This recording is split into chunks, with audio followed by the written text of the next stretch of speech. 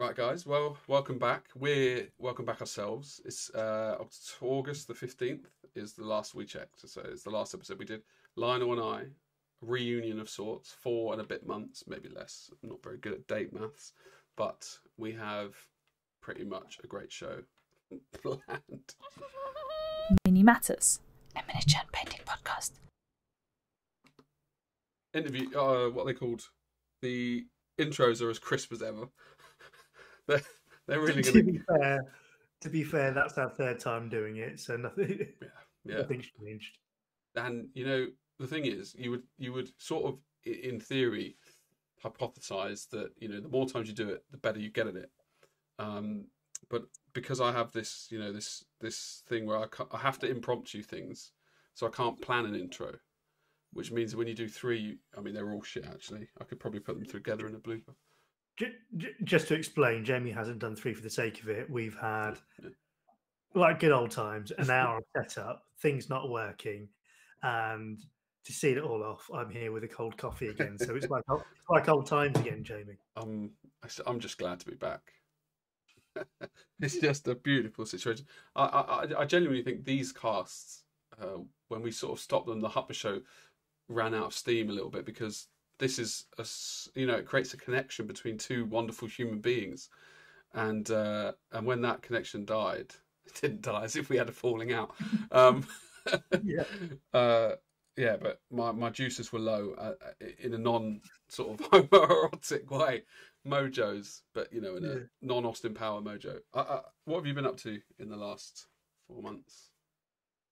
Well, a little bit of England's opened up, so a little bit of going out and seeing people face to face, doing a bit of socialising, sensible socialising.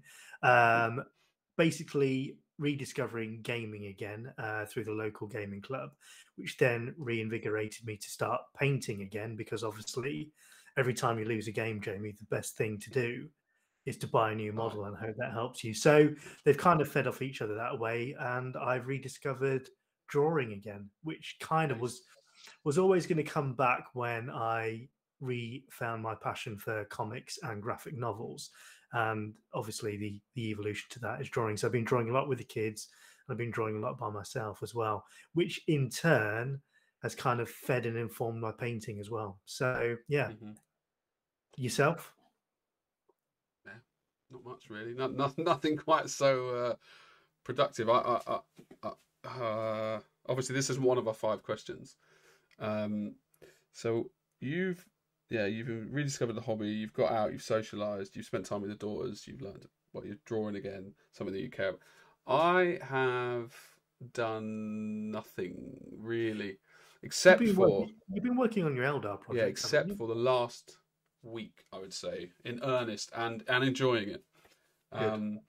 But there was something that I did, 2 episodes of Hutber Show, but hold on, what was it? What's a wobbly? Lionel didn't get that. I just spoke out loud, Lionel. I paused it. Oh, fuck, I don't want to explain it because the whole point of me pausing was to avoid what I'm doing right now. I watched this video and it was on addiction. And obviously that's very prevalent for myself with all the addictions that I've got. And apparently they all are addictions. But anyway, it was a very good video because it basically said you need to create connections. If you're addicted to something, I really should be quoting him because he's like a scientist and I'm a me, so it's my interpretation of what he said. But fundamentally, he was like, if you don't have enough connections in your life, like meeting people, real connections, not like online connections, like this counts maybe as a real one, but like just chatting or over text, the fewer of you have, the more likely you are to have those addictions and any addiction. So instead of like cutting yourself off cold turkey, you should create more connections. So it fills a void effectively. Yeah, the addiction. Exactly, and it numbs the pain. And the more that you do it, the more you're numb. So the less likely you are to want a connection. So obviously, I'm not gambling or buying models. Well, actually, I don't buy models really anymore. And I realised actually probably what I need is a what are they called, gaming club. Possibly because I find the game stressful because you have to set your models up. You have to take them out of your box, and they're beautifully painted, and everyone else's are like rubbish, and you're like, ooh. I suppose like They don't care if they get chips on their model. I've only been in Games Workshop once in the last like 15 years, and that was my experience. Bit bitter. Also, I wouldn't go Games Workshop, but yeah, you talking about your hobby, gaming club, and how much you're enjoying it and how it's motivating you to paint made me, well, and this video, I was like, actually, I might try it. And there's probably a shitload in London as well. Yeah, I mean, definitely do it, and obviously pick the game system where those who participate are probably more in line with your way of thinking, if that makes sense. I'm trying to be diplomatic. You mean they're free spirits and they, they're not held down by polite, but yeah, somebody who's on the same wavelength as you. But it was quite interesting actually, because obviously I have been logging in to my Instagram account, and obviously because it's connected to the Mini Matters one, I did notice a number of followers coming in, and then also on our Facebook account, a number of new followers and likes. So what's going on here? This is a bit random. Has the algorithm kicked off? And like a lot for us, and I left it for a bit, and I logged in again and somewhat, and I thought, has anything gone out? Has anybody like mentioned us? And that's when I went in. I only went in about 4 days ago, and I saw that you'd uploaded 2 videos. One of them which was before Christmas, and Christmas then one. The other one later. And I watched both of them. And nice. Yeah, the addiction one was very interesting. And obviously we've talked off camera about it, and my thought. We've kind of talked about it at length. And then I did like the fact that you went for like a kind of Blair Witch inspired cinematography in the attic. I thought, what have you seen that? I thought there was going to be somebody standing in the corner with their back towards you. I thought, this is it. This is it. This is how Jamie dies. We still managed to edit it. Yeah. I'll be honest, watching that, like, it's weird. I recorded the loft that day and went home and added it to the video. And even watching back on the video, like, in a way, it reminds me why I like or have that like addiction to buying Warhammer. Because it was funny because it's like, it's yours. Right, obviously I know it's mine. But when I see it on video, I'm like, oh, I really fucking want that. But when I'm there, I don't have that same feeling. So it's a very... and obviously I didn't talk about that on the video because I didn't watch it back, but it's a very weird, like, through the lens, like, addiction of wanting that stuff. And I think you've got to take your wins where you can as well, because let's be honest, I've seen photos of what your collection used to look like before you downsized. Yeah. And what you've got in the attic is a lot in comparison to your average hobbyist, but in comparison to Jamie 2 years ago, it's not.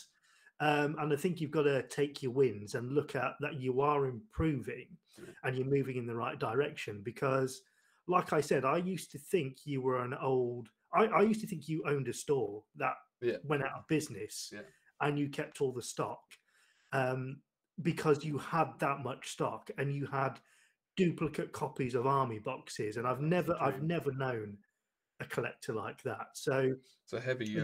In that sense. I think you've got to pat yourself in the back and look at where you are now and where you were 2 years ago and think, actually, I am moving in the right direction. I am making progress. I thank you. Yeah, there is definitely like improvement. I think the fact that I'm even self-aware, when I wasn't back then at all. Back then it was just a bit more banter, if I'm honest. Like I could laugh it off, and now I look at it and I'm like, phew. Like it went too far, which is like, I mean, going too far is like the hallmark of when you're in like deep in your, it wouldn't be an addiction if you didn't go too far. But it is, and I'm, I hardly ever buy now, but it still pains me to sell. It was ironic as well because I watched that video and sat next to me was a parcel that I had ordered, which contained 10 variant covers of the same comic book that I had ordered. And I thought to myself, what? I'm going down the rabbit hole as well. In the sense that I've not bought weeklies for a long time. I bought hardbacks, I bought collectors. And I kind of I fell really into comic books. And I kind of went, oh yeah, I do like the limited covers. And I'd opened this set and I'd bought all these sets and I've got 10. The comic book is exactly the same. It's Rob Liefeld covers, and I've got 10 of them. And it was quite ironic that I was watching that video about you, and I looked at this and thought, actually, I'm doing the same thing. I Carbon don't need copies. 10 variant covers. And those 10 variant covers have now been, sealed properly and they're in a box in a dark room so they don't fade. It's just carbon copy And of what I'm doing. yeah, Yeah. yeah. Yeah. And I just thought it was ironic, actually, that I've spoken to you about it. I was like, oh, well, Jamie, do you really need to do that? Do you need 10 boxes? And then in my own personal hell, I was about to do the same sort of thing. Luckily, I've knocked that on the head as well now. But I went through a couple of months where I was just picking up variant covers, not reading the content, sealing them, putting them away, and I just thought the variant, with all due respect to people who do collect it and understand why, the variant cover game is a game I don't want to get involved in. It's a bit like collecting Magic the Gathering cards. It's a deep hole. I think that's the issue, isn't it? Yeah. And I think it's so. I don't know what it is with it. I suppose this is what its hobby lends itself to, rather than us all being like susceptible in this hobby. It's more that the hobby is built that way. Like they do variant covers for that exact reason. Yeah. You know, they do limited edition codexes and sell them for 3 times the normal for that exact reason. So it's a bit harsh. And in the current climate, a lot of people are rediscovering old hobbies. They're finding comfort in nostalgia. And I think companies have realised that, and they're tapping into that and marketing it as best as it can. But be careful. Yeah. So, but it was an interesting show. It was a good show. So well, I think what I sort of thought after was it a good show, because all I actually did, I didn't offer any suggestions on how to not do it, or things I learned. Really, I didn't think I did anyway. Like it was more just like a monologue of what or how I got there, rather than. I think sometimes just knowing somebody else is going through it is enough, because like I said, that episode gave us a lot of traction in terms of follows and people coming over to our social media as a result. We've not had that kind of take up off the back of one video. Yeah, which is good. It's good, and especially with because it does affect your life, like in almost every way, really. Because if you're like, when I was in the balls deep of it, like I was meant to be working. I mean, Lionel, we all know about how I work anyway, but imagine me more online, like, and not working. Like, I was refreshing like eBay like every 30 seconds, 2 minutes, like. It was non-stop, and I'd do that for like 4 hours, and then I'd go, oh, okay, I've spent too much time on it. But every now and then, just for that little rush of where like, and some great things came up for like 10 quid that are worth like 200 or something, where the seller just had no idea what they were selling, and they did a buy now, and basically it was exactly the same as gambling. Like you're just trying to get that sweet rush of that. You're like, oh shit, that's the item I want, and you're like rushing to click. Yeah, I mean that's consumerism in general, though, isn't it? Sales shopping, everything. For people might do it with clothes. Everybody's got something that they like, that they spend more money than they should do on. Yeah, well, like you said, we're all trying to fill a void sometimes, aren't we? Yeah, and I think what's sad is you don't know that you're doing it. At least for me, and it is a weird one, especially when you think you're not susceptible to that kind of stuff, and then you're just slowly cranking away, spending, loving it, but not really loving it. But that does lead me into one of my questions, Lionel. Okay. And now it's probably a bit more boring because of all the things. Did we say on this version that we were? Oh, I don't think we have. Maybe not even in the intro. So the whole point of this episode was obviously just hang out, catch up, get the ball rolling, remove some of the icons from the top that aren't relevant anymore, and just kind of hopefully relax into what will be a new regular schedule for us, basically putting out. Sorry, my cat. Content. You can't see the things up here. Right, she made it, and she had a pause like that. We're doing 5 questions each. That was what we're going to do. So and hobby related loosely.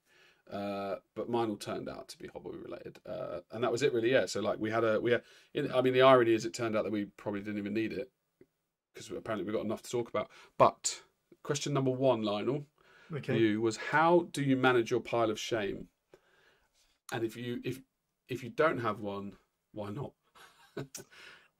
I don't really have one. So what I did about a year or so ago, no, probably 2 years ago, because I've lost track of time with this pandemic and everything. But before then, I kind of went through a realization where I'm quite a minimalist in the way I like things set out.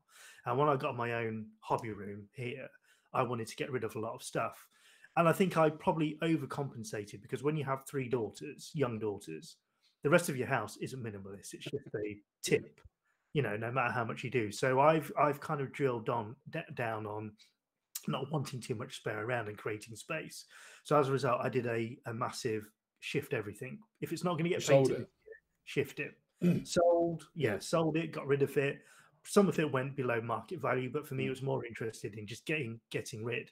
And now what I've got is basically one box of models that I will work through. There are models in there that are a bit more long term, and that I'm not going to paint. It's not a pile of shame, I guess, is it? No, but it's because I seize those because if I wait around, they're not going to be around in 3 or 4 years. Yeah, so I'm talking about the Marvel Night model stuff. Yeah, I've got a stockpile of them. But in terms of everything else, like I stopped gaming, so that helped. I mean, I've come back to it, but gaming stopped. So all these big armies, they went, and all the bits that you thought might go into an army, they went. And now that I've come back to it, I've deliberately picked small skirmish-based games where I'm only buying a model or a few models and painting them, and that's it done. So in that sense, no, I don't. And the other reason I got rid of it as well as the minimalist kind of approach, is it was becoming a blockage to painting because there was too much to paint and I couldn't see the wood from the trees. So the other reason I got rid of it is it a piece I'm going to enjoy painting? No. Is it a piece that's going to challenge me and make me grow as a painter? No. Get rid. And that was it. Basically. Solid plan. I think, obviously we're not meant to answer our own questions, right? But I will say, well, I'm not going to answer it properly. But I had that overwhelming feeling like 3 or 4 months ago, and I used to have boxes here, like all the things. I have models everywhere, and I just tried to get rid of everything that I'm not. Even if I promised myself I would paint it, I was just like, fuck it. And it frees up your mind. I think you've got to put a time scale. So it's like have a year plan. Is it going to get painted this year? Yeah. If not, the chances are it's never going to get painted. So get rid. Yeah. And enjoy your life. Yeah. I was going to say happy wife, happy life, but it doesn't really relate at all. I think the thing that would make your wife happy is if you got rid of it all. Yeah, that's true. She has not been in the loft in a long time. So that would be like the Blair Witch. If she went in there, no, well, it's true. She knows the financial ramifications. I've said before, your wife is a saint because to be able to put up with it. Yeah. I mean, we're still together, happily married, happily. Married. Okay, my first question to you then, Jamie, is what is your aspirational goal that you want to achieve this year? Hobby related, but not linked to Dragonhead, because I've got separate questions in relation to Dragonhead. So I'm talking about your own personal aspirational goal. So something that you're looking at top tier that is achievable, but you're really going to have to push yourself for.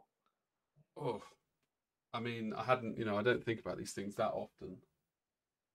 I just don't. I'm looking around for inspiration. I think if I could have my ideal, like what I'd have finished by the end of the year, would probably be, and I don't know if it's realistic because I paint so slowly, but a full army from the Elder project that I'm trying to build. That would be amazing. That's doable.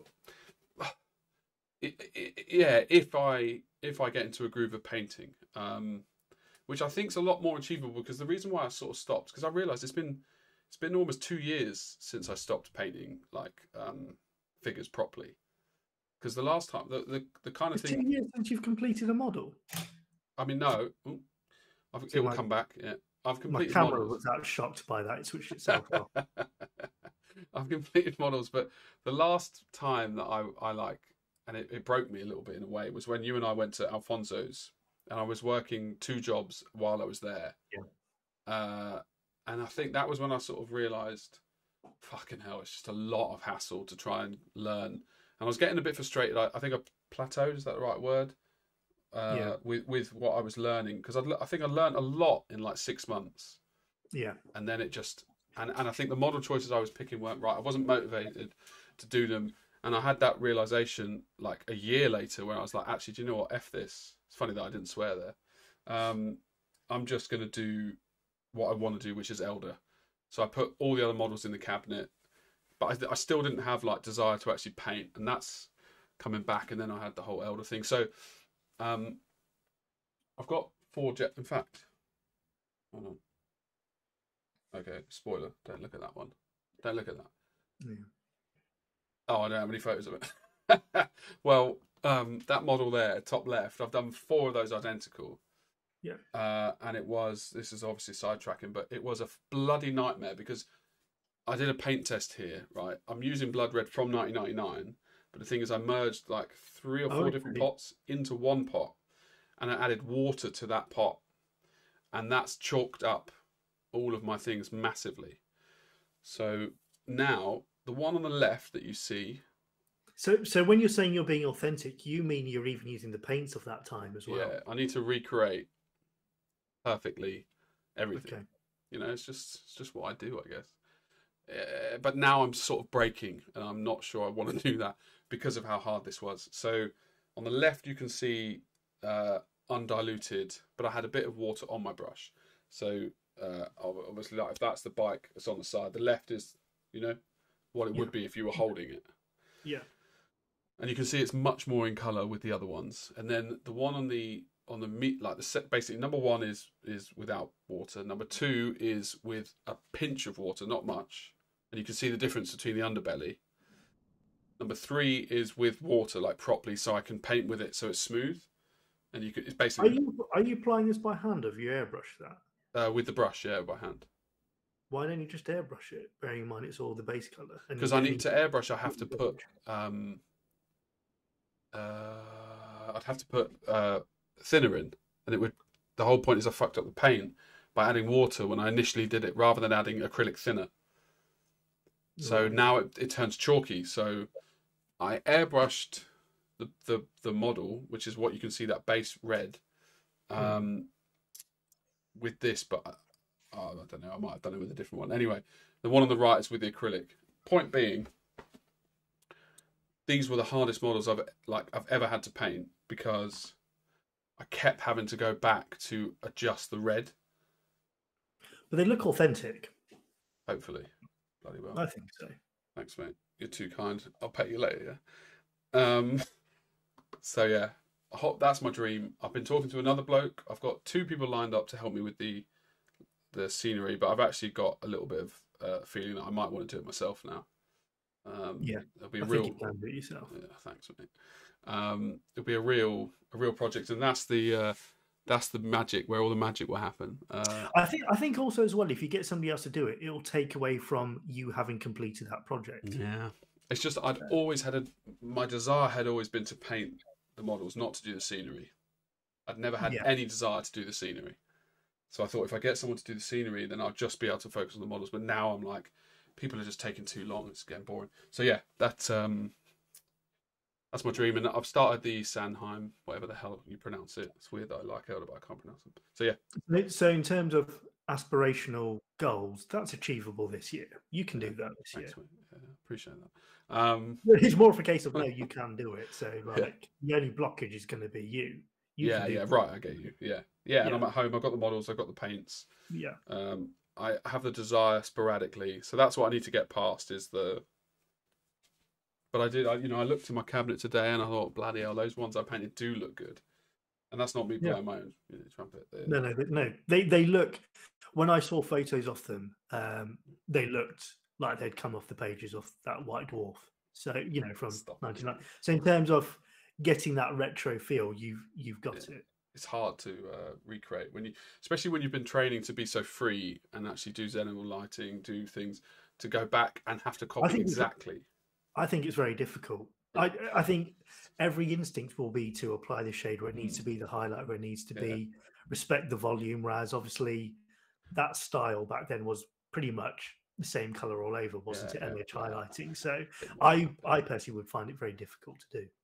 It is not that easy, I will be honest. And it's even more difficult because I'm looking at the picture. I'm basically like a copy, like someone who's trying to do a forgery. Mm. Yeah, so it actually loses a bit of fun. Do you want to give a quick synopsis on yours, or roll into the next question? Roll into the next question, because otherwise we're going to run out. Yeah, Run I out of thought time. that, but I thought I'd offer. Um, Have you ever taken models on holiday? Have I? Yeah, Um, so, I mean, question 2. Looking over my shoulder, there's someone else in this room. I'm trying to think. When you were younger, maybe? No, I'm thinking whether I ever took. You know what? I think I may have thought about taking. I presume you mean to do while you're on holiday. Yeah, like a family Yeah. holiday, or yeah. Yeah. I may have thought about it, but to be honest, I thought, you know what? The chances are the paint's going to get spilled because it's over the certain amount of requirements, and that paint cost me too much. Yeah. And also, as much as I enjoy the hobby, I think I'm on holiday abroad with my wife in a foreign country, I think me saying, I'm gonna go and pay you know, sweetheart, 4 hours. you go out and explore the Yeah. local. I'm going to sit here and paint my models. I brought my lamp with me. Yeah. I think even I would have an out of body experience to go, actually, that's wrong, mate.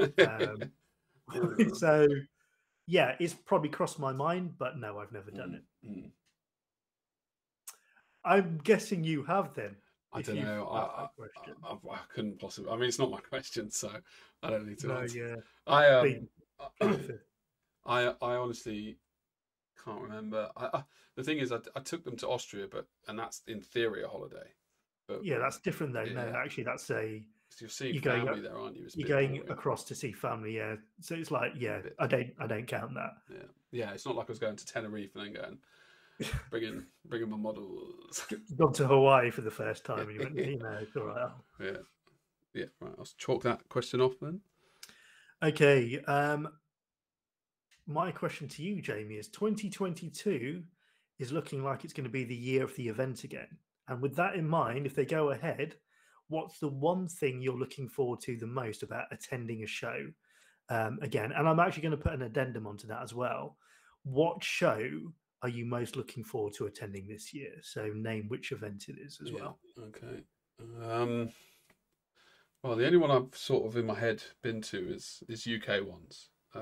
You went to abroad, wasn't it? SMC was SMC, yeah. Right. So, well, Monty probably in a weird way, and that's kind of because I'm looking forward to the food, because it's Italy and it's quite a small town. I'll be honest, in a weird way, for me, like I see them, especially now, and I'm not so like mad driven to paint in a high standard. It's like a excitable social event. Yeah. You know, like I'm looking forward to chatting, talking models, eating food, having some whiskey, just generally frolicking around, really.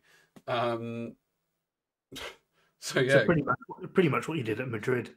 Yeah, exactly. Yeah. It's my version of a holiday. It's like a beautiful holiday. But in terms of like actual competitions and painting, I think the trouble is I've only really been to Golden Demon and Salute, so I've not experienced in an event extremely high painted models consistently, and walking through, and so I don't have that to look forward to. Yeah. Yeah. I think that was a question. Yep. Okay. Okay. I mean, I'm looking as if they're not written down and quite clear. Best thing, idea, concept you had around the hobby that you think, and that isn't just like best idea for a model. That's best idea for a painting table hack or a way to be more motivated. Or do you know what I mean? It's quite a big question. It's open ended.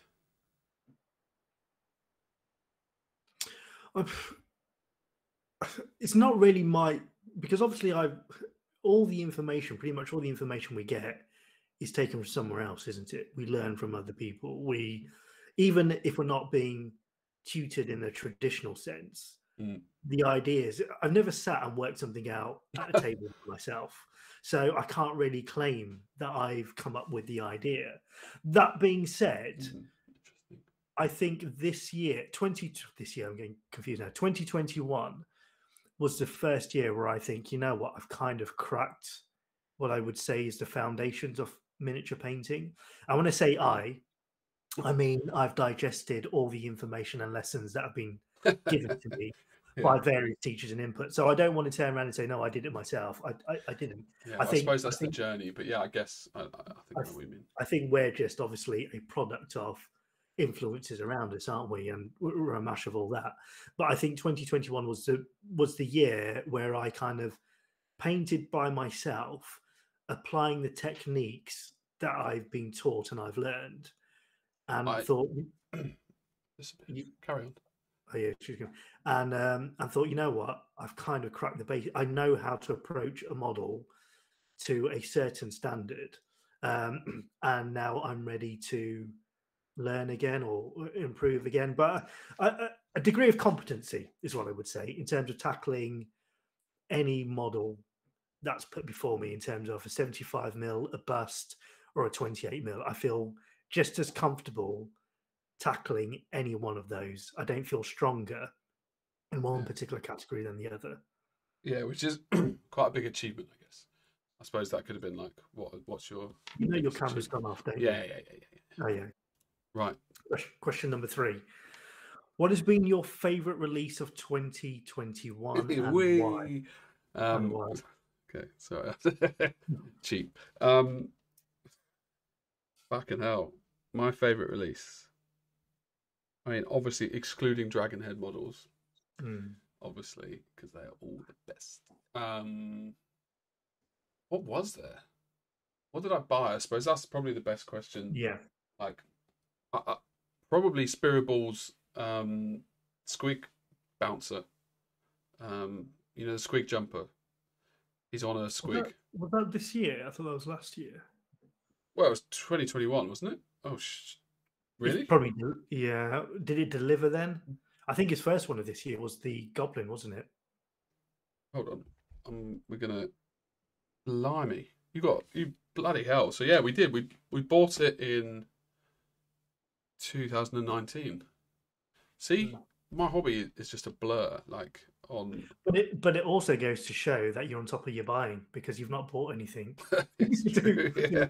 That's true. But I started painting it 31st of January 2021, just for the record. So we got it in Jan. Okay.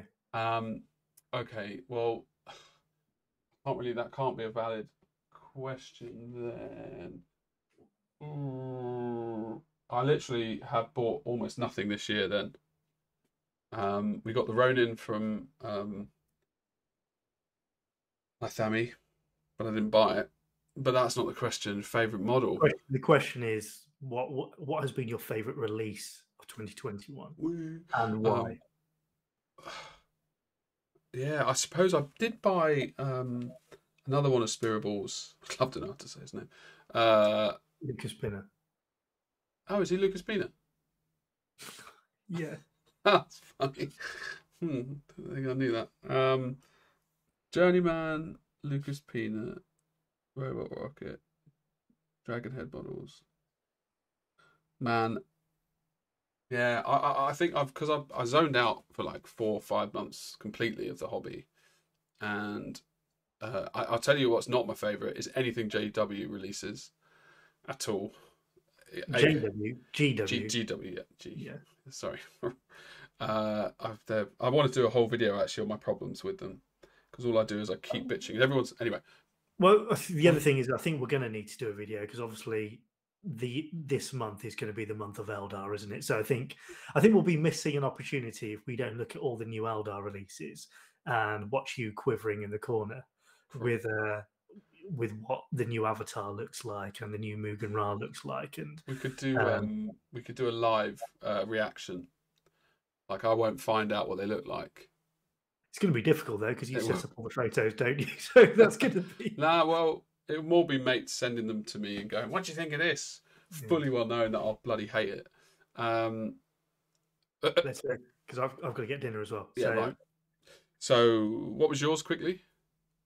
Mine was between two things. So there was the Samurai, which was released by Lucas Pinner, which was obviously I think Star it was Wars his and first, yeah, Star Wars Inspired's first release, or the Ronin, which was produced by Ithami, yeah. but was sculpted by Barone.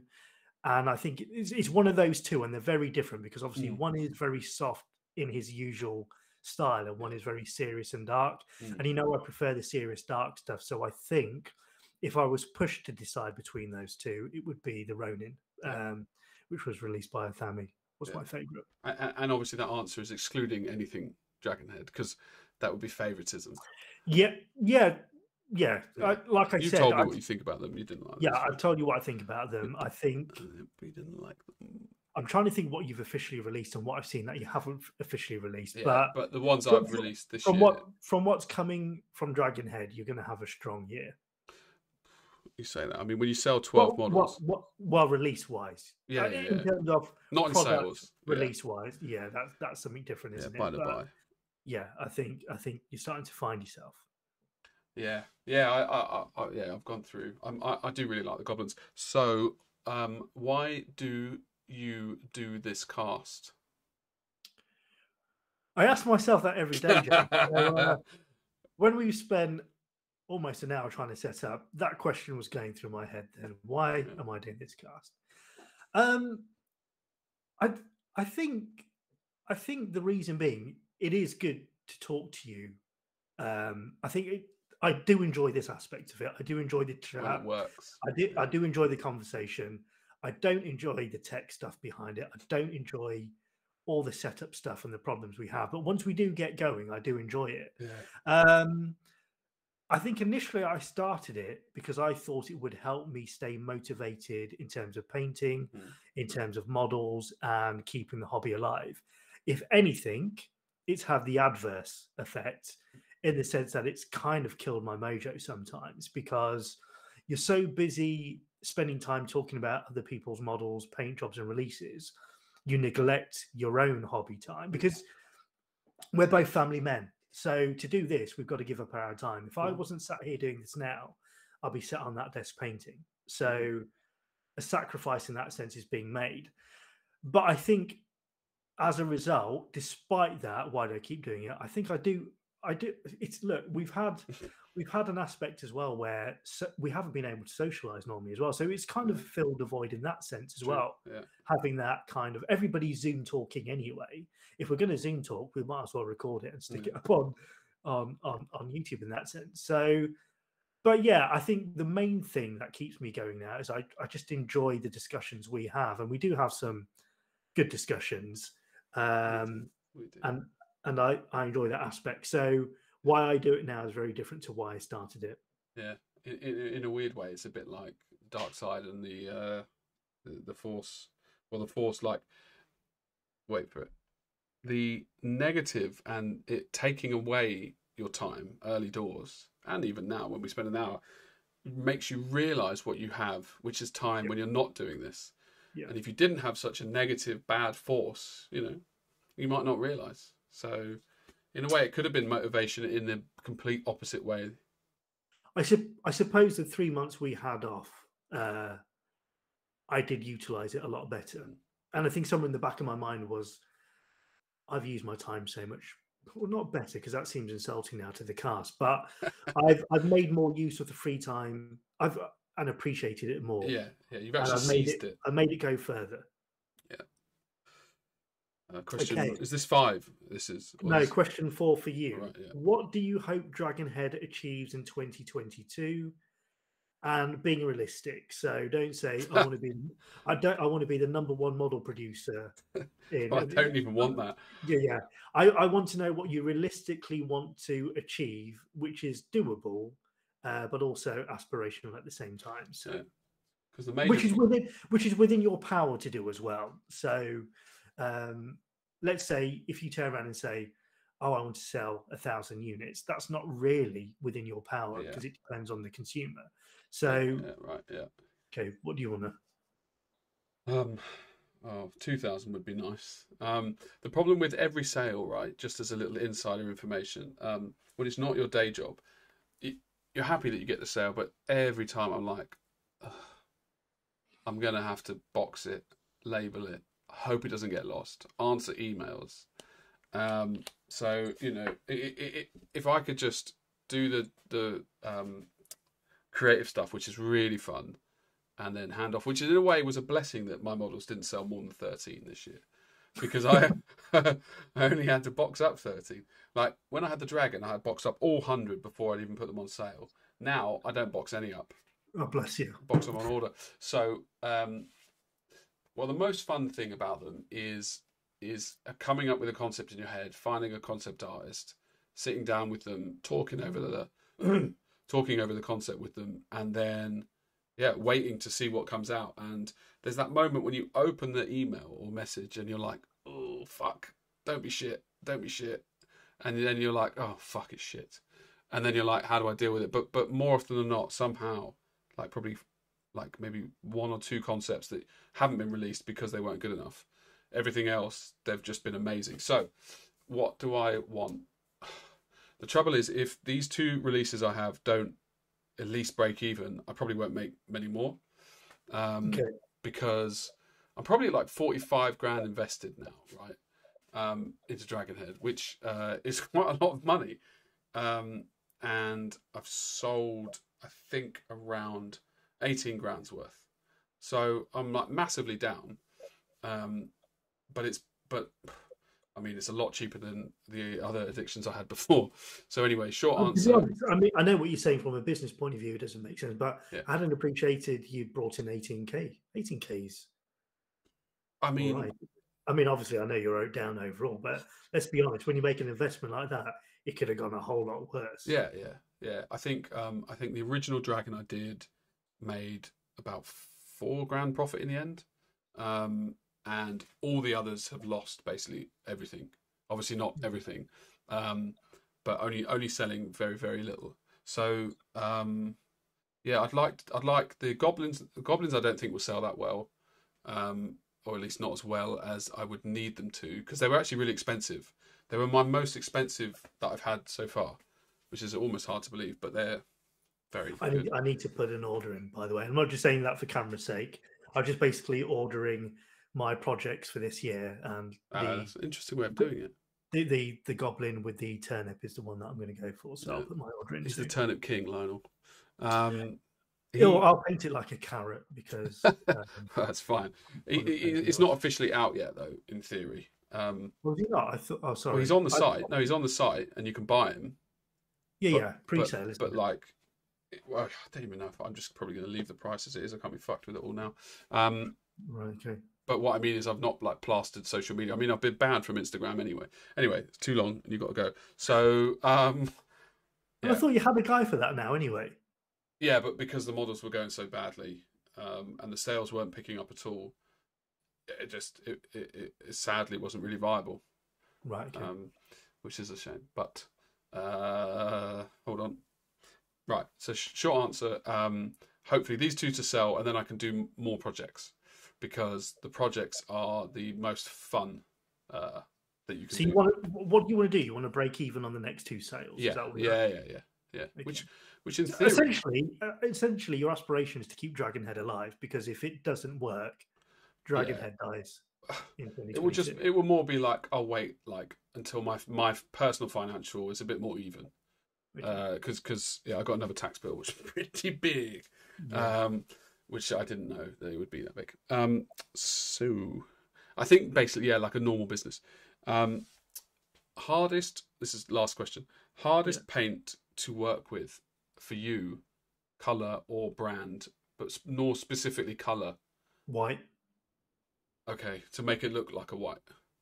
No, just in terms, I can make stuff look like a white, because now I know you work up from a grey or an ivory, but I still struggle finding a quality white that I can apply by brush. So in terms of airbrush, it's a bit weird.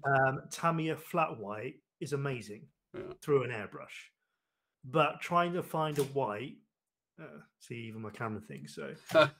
Trying to find a white that I can apply by brush consistently. I've tried all the brands: Valero, Model Color, Scale 75, the Scale 75 tube paints, everything. It's so hard to get it consistent. The white I really hate is the The squidgy ones. They're square. Nah, fuck Okay. me. I not know what they're called. Dropper bottles. No.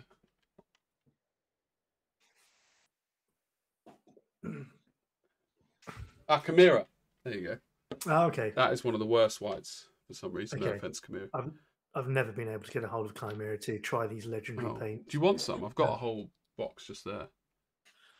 Yeah, I'll have to. Yeah, I do. I'll buy them off you. I do want to buy them, but the problem is always when I try to buy them, it's always been, obviously since we've left Europe, it's always been in Europe, and I just couldn't be bothered with it. Oh, I know a UK seller, Element Games, has them. Oh, right. Yeah. Oh, in that case, that's awesome. Yeah. No, yeah, the only places I found them was in Europe, and I thought, since we've left, I couldn't be bothered with, are they going to be held up in customs or we got hit. Me, Albert, and Arnau did an order together to try and save on postage. And then because the order was so big, we got hit with the fucking import taxes and it worked like 100 times more. Yeah. And what's your easiest paint to work with, colour-wise? Easiest? Green. Interesting. Green because it's easier to get range out of it in terms of depth of shadows and highlights, yeah. I don't find green the easiest, yeah, fair enough. Hit me. Okay, your final question, Jamie. It's kind of hobby related, bearing in mind the other show I do, which did really well. What comic book hero do you think is most overrated and why? Oh, that's so harsh. There is one that really bugs me, and I'm always like, why the fuck are they ever like? It's annoying because every time I see it, actually, like, it physically annoys me. They're so overrated you can't even remember who they are. Yeah, exactly. Factor into your memory. But this is, I'm trying to remember, like, why would I? Well, my favourite is Mr. Manhattan. Okay. But he's not mine. Is that because he wanders around without any clothes on? It's more that he's just so fed up of everything that he's just like, I'm out of here. And he's omnipotent. He can travel through time. I like him. The thing is, I'm only saying this because I can't think of the one that really bugs me. But from MCU, I've never liked. Oh my god, Hawk. I forgot his name. Hawkeye. Yeah. Just don't really. For some reason, I think it annoys me that he doesn't have power. So this is the one you're thinking of because you can't think of the other one. Yeah. And the one that I know. Can you describe the other one? That's why I can't, because I can't remember it. I'm trying to think why. Is it DC, Marvel, manga? Is it? Yeah, it's not manga because everything in manga is perfect. And I don't know. It might be Diana from their versions of the TV that I don't like. In fact, it might be Wonder Woman. Oh, Wonder Woman. Okay. Feels like I would have been more. So why do you think she's overrated, or what? Well, the like excluding the films, right? Because the films portrayal, other than like physically, it was annoying because she was just like this. But that's just DC. They just go like they try and give these messages, like the whole thing when she saved the child. She told that twat she can be whatever she wants. No, she fucking can't. Right? You're like a superwoman who can travel faster than bloody bullets. You can do most stuff, but you can't do anything. Wait, what did you? Oh, even when I watch the comics, I get a little bit annoyed with her. Okay. I don't know. I just think it's weird. You're not said why though. I think it's like they've created a character. Why is she overrated? Is what I'm saying. So people obviously love her. Think that character's amazing. Why do you think they're overrated? Yeah, but I feel like she gets a lot of plaudits. To me, it just feels like DC ran out of like charisma and ideas. They were like, let's just make a female Superman, basically, but she can't fly. But everything else, she's bored. Like, okay, she's not got super breath either, and blah blah blah. But she's indestructible. She's really quick. She's got a stupid lasso. The lasso of truth, I think. It was. I don't know. I've been watching a lot more DC cartoons recently, and I think I'm pretty sure. Is your choice? Is your rationale purely based on the TV media? Then, in that sense, have you actually read I've Wonder not Woman read graphic novels? hardly any DC at all. No. Okay. Sorry, mate. Yeah, and I'd probably be going actually maybe into we should wrap up soon. Probably be going more into like almost put like different versions of those characters. Yeah. Cyborg, but he's not overrated. Everyone hates him. Yeah, it's a good question. I want to give this more thought when I see it, because I'll obviously I'll be watching. I'll WhatsApp you the answer. Okay, so it's not Wonder Woman then either. No, I was just trying to think. You can't think of who it is. Yeah, and it's really poignant. Like when I see it, I'm like, this is almost ruining this for me. Have you seen? Did you watch, just briefly? I don't want a synopsis, but have you seen Hawkeye, the show? No. Watch that. That's good. That might change your view in terms of Hawkeye. Oh, I'll tell you who is annoying, and this isn't the guy. But the question wasn't who's annoying, James. It's who's overrated. It wasn't like a list of heroes you find annoying. It's which hero do you think is most overrated? Like, I mean, people. Okay, to be honest, then probably Black Widow is overrated in my opinion. And I think, and that is in the cartoons. I get it. Sorry, in the comics I get it, because normally she'll have a bit of plot armor and she won't be pitted against super powerful people. And I think when she was in the MCU, like, I don't know, I just think she was overachieving. I don't think she could go toe to toe with the people that she could, and people love her, like they really love her. And I don't know, she was a bit soft for me. So basically, you don't like heroes which don't have superpowers. Yeah. You like the really obvious heroes. Superman. Yeah. Okay. Like the Thor. Yeah. Good to catch up. Oh, what? So have I done my 5 then? Yeah, you did your 5.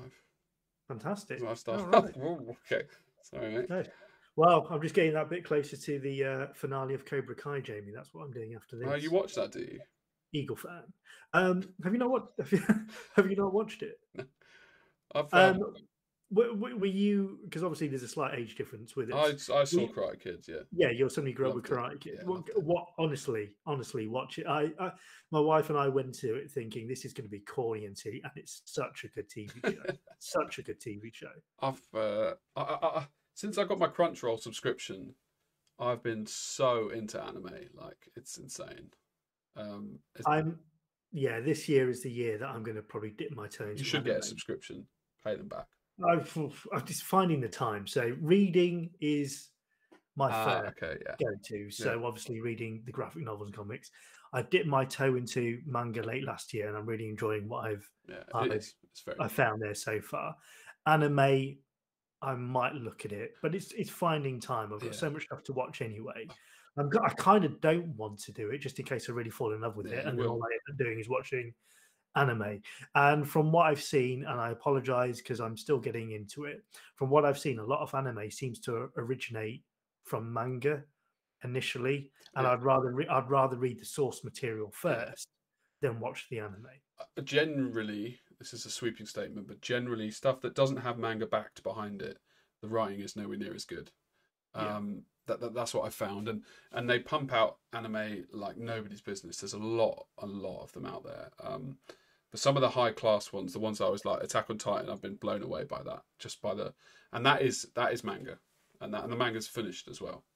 So you can read that through. Like I would read or watch quite a few before you read One Punch Man as well, to get the nuances around it.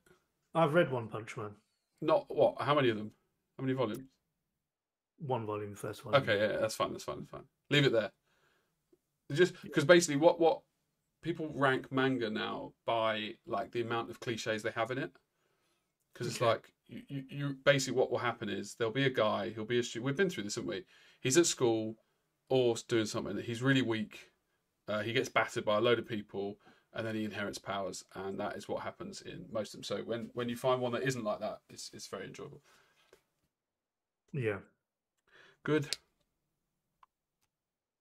I'm not being. I've deliberately not made any comment about One Punch Man because I'm still deciding whether I'm going to do a review of it and upload it, or if not, it'll just be a can of worms. We'll discuss that another time. If you do, I look forward to that show.